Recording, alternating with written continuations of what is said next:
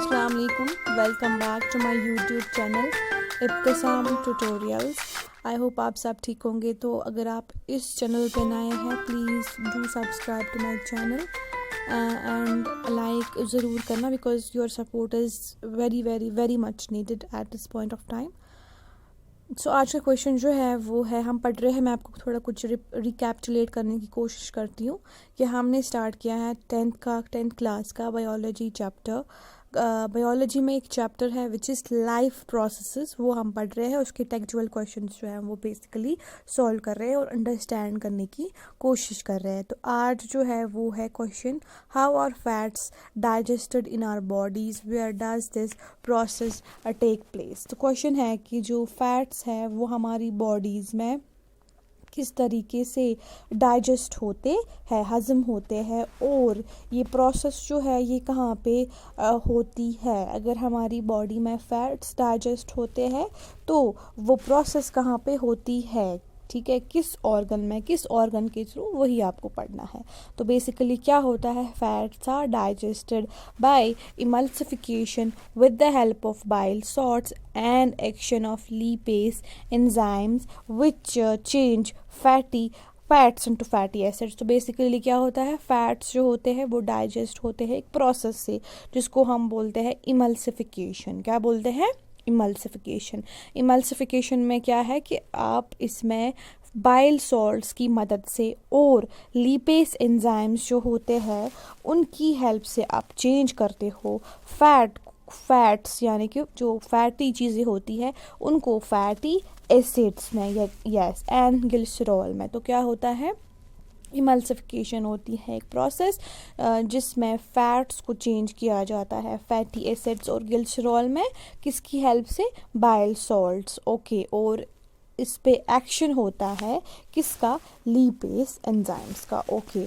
Most of the fat digestion occurs in small intestine jejunum part, okay. तो most जो होता है इसका फैट का डाइजेशन वो स्मॉल इंटेस्टाइन में ही होता है, उसको हम बोलते हैं जेजेनम पार्ट, ओके। ये आपको हायर क्लास में पढ़ना है स्मॉल इंटेस्टाइन के बारे में कि उसमें क्या क्या होता है। आप अभी 10th में हो, आपको इतना पता होना चाहिए कि ये प्रोसेस जो है ये बेसिकली मोस्ट पार्ट में कहाँ होती है, तो स्मॉल इंटेस्टाइन में होती है। What is the role of saliva in digestion of food? तो अब saliva जो है, जो हमारे मुंह में होती है, उसका क्या रोल है, उसका क्या एक मतलब हिस्सा होता है या अपना पार्ट होता है किस प्रोसेस में, डाइजेशन ऑफ फूड, उस प्रोसेस में उसका क्या काम है, रोल है सलाइवा का। Saliva moistures and softens the food. Saliva जो होता है वो खाना जो होता है, कोई भी निवाला हम मुंह में डालते हैं वो उसको मॉइस्चर करता है, ठीक है, और सॉफ्टन करता है, okay. Helps in its chemical digestion bye salivary amylase. तो उस टाइम पे जो ही हम अपने मुंह में खाना लेते हैं उस टाइम पे हमारे मुंह में सलाइवा होता है जिसके अंदर सलाइवरी अमाइलेज होता है, उसकी हेल्प से जो हमारा खाना होता है वो मॉइस्चर होता है और सॉफ्टन होता है। उस टाइम पे वहाँ पे डाइजेशन भी होती है, और वो डाइजेशन जो है वो केमिकल डाइजेशन होती है। क्या होती है, केमिकल डाइजेशन, हाँ। Which convert starch into sugar. उस टाइम पे वो कन्वर्ट करता है स्टार्च को शुगर में, and makes it slippery for easy swallowing, okay. तो उस टाइम पे क्या होता है कि जब जो ही वो स्लिपरी हो जाता है तो हमारे लिए ईजी हो जाता है कि उसको स्वेलो करना, यानी कि आप उसको आराम से अपने गले के थ्रू अंदर डाल सकते हैं, ओके। अब डिफाइन रेस्पायरेशन। रेस्पायरेशन क्या होता है, ये प्रोसेस क्या होती है, वो आपको पढ़ना है।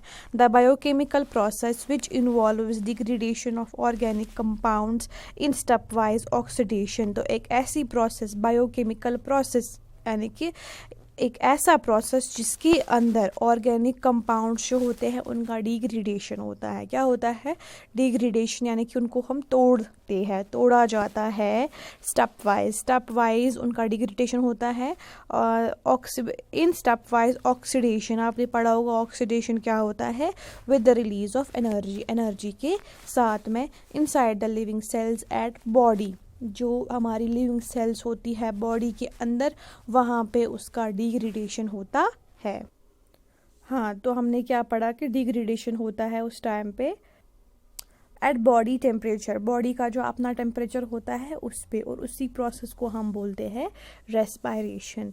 It can be written in the form of an equation as, और इसको हम in the form of equation भी लिख सकते हैं, which is food plus oxygen gives energy plus CO2 plus H2O waste products. तो ये वेस्ट प्रोडक्ट्स बन जाते हैं। अब क्वेश्चन है, how is energy release, energy जो है उसको हम किस तरीके से रिलीज़ करते हैं during respiration, and how energy release during respiration is stored, किस तरीके से आप एनर्जी को रिलीज़ करते हैं जब आप रेस्पायरेशन प्रोसेस करते हो, और जो हमने एनर्जी रिलीज़ की होती है, how energy release during respiration is stored, अब जो एनर्जी रिलीज़ हुई है ड्यूरिंग रेस्पायरेशन वो किस तरीके से स्टोर होती है वो आपको पढ़ना है। Most organisms use oxygen for releasing energy during respiration, सारे ऑर्गेनिजम्स जो होते हैं मोस्टली वो यूज़ करते हैं किसका, ऑक्सीजन का, क्या करने के लिए, एनर्जी को रिलीज़ करने के लिए ड्यूरिंग रेस्पायरेशन के time. Okay, in this process, इसमें क्या होता है, ऑक्सीजन जो होता है वो रिएक्ट करता है विद फूड, ऑक्सीजन जो होता है वो अपना रिएक्शन करता है फूड के साथ and Burns it with the release of energy, और उस टाइम पे उसमें क्या होता है कि जो ही ऑक्सीजन मिक्स होता है विद फूड तो उसमें उस टाइम पे एनर्जी जो होती है वो रिलीज होती है। ओके, CO2 एंड वाटर, उस टाइम पे रिलीज तीन चीज़ें होती है, एनर्जी, CO2 और water. All the energy release during respiration is not used immediately by an organism, जो भी एनर्जी रिलीज़ होती है रेस्पायरेशन के टाइम पे वो सारी की सारी इस्तेमाल नहीं होती है उसी टाइम पे, फ़ौरन इस्तेमाल नहीं होती है, कोई भी ऑर्गेनिज्म उस टाइम पे उसका इस्तेमाल नहीं करता है, लेकिन वो स्टोर होती है, क्या होती है, store in the form of, किस फॉर्म में, ATP। ओके, इसका फुल फॉर्म क्या है, एडिनोसाइन ट्राइफॉस्फेट मॉलिक्यूल्स, इस फॉर्म में वो स्टोर होते हैं in the cells of body, कहाँ पे, बॉडी की सेल्स में, and is used by the organism, उसका इस्तेमाल फिर कौन करता है, वो organism, as and when required, जब उसको उस चीज़ की ज़रूरत पड़ती है। द एनर्जी जो होती है is stored in ATP molecules in the following वे, किस तरीके से स्टोर होती है वो इधर लिखे हुआ है। द ADP यानी कि adenosine diphosphate molecules and inorganic phosphate present in cell combine together, तो ये दो चीज़ें जो होती है वो आपस में कॉम्बाइन होती है using the energy release during respiration and form ATP molecules. तो उस टाइम पे क्या होता है कि ये दो मॉलिक्यूल्स जो होते हैं ये आपस में एनर्जी का, जो एनर्जी रिलीज़ हुई होती है ना, ये उस एनर्जी का इस्तेमाल करते हैं कब, रेस्पायरेशन के टाइम, और उस टाइम पे ATP मॉलिक्यूल जो होते हैं वो बनते हैं, और इसका ऐसे फॉर्मूला है ADP plus phosphate plus energy equivalent to ATP, तो क्या बन जाता है उस टाइम में, ATP। When the cell needs energy, जब एक सेल को क्या चाहिए होती है, एनर्जी, एक सेल को एनर्जी चाहिए, then ATP can be broken down, उस टाइम पे हम इस ATP को ब्रोक डाउन कर सकते हैं, तोड़ सकते हैं यूजिंग वाटर, किसका इस्तेमाल करके, वाटर का इस्तेमाल करके, टू रिलीज एनर्जी, ताकि हमें ये क्या दे, एनर्जी। ATP बराबर, यानी कि जब ये आपस में, यानी कि एक इसका मतलब होता है कि कुछ ना कुछ रिएक्शन हो रही होती है, तो ये देता है हमें ADP plus phosphate plus energy. Okay, उसके बाद है 30.5 kilo joule molecule energy is released in this process, इतनी एनर्जी इस टाइम पे रिलीज होती है।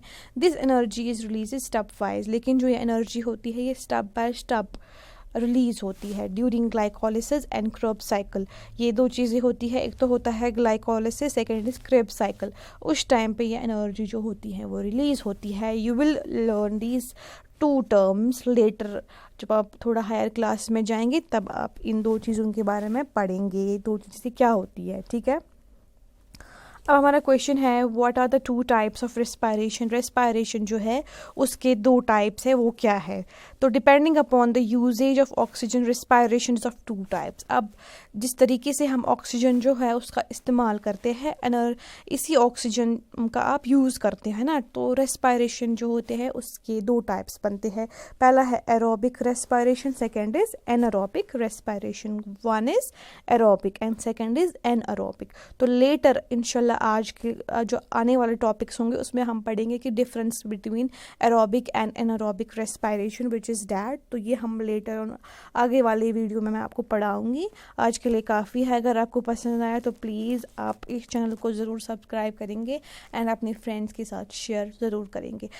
अगर आपको पसंद वीडियो आया होगा तो आप ज़रूर कमेंट करेंगे। नहीं पसंद आया, कुछ प्रॉब्लम है, कुछ समझ नहीं आया या मुझसे कोई गलती होगी, मैंने कहीं पे कुछ गलत बोल दिया, तो प्लीज़ कमेंट सेक्शन जो है इज़ ओपन, वहाँ पे आप लिख सकते हैं। Thank you.